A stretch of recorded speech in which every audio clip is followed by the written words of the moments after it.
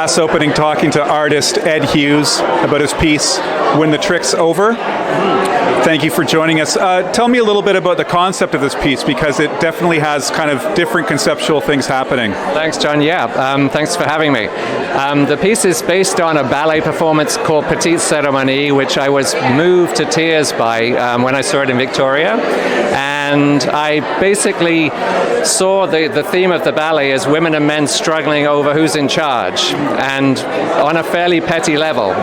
So I transposed the dancers to a place where survival was the imperative, and that's Long Beach, and basically made it a more serious theme, I guess.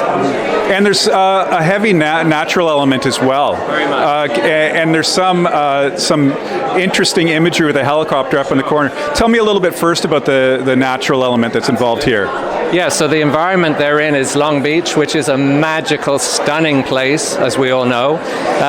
The steam in the trees, it's so primitive and so wild, and it contrasts strongly with the formal sort of clothing these people are wearing.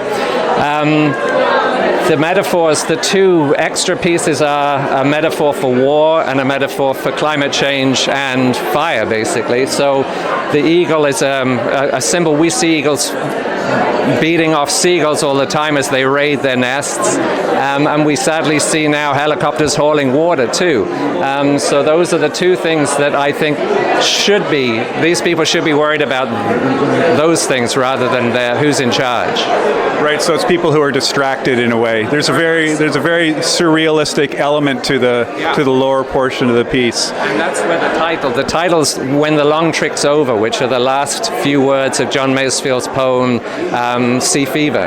And the long trick is our basically being universally fooled into thinking that we should worry about details when in fact we should be worried about survival.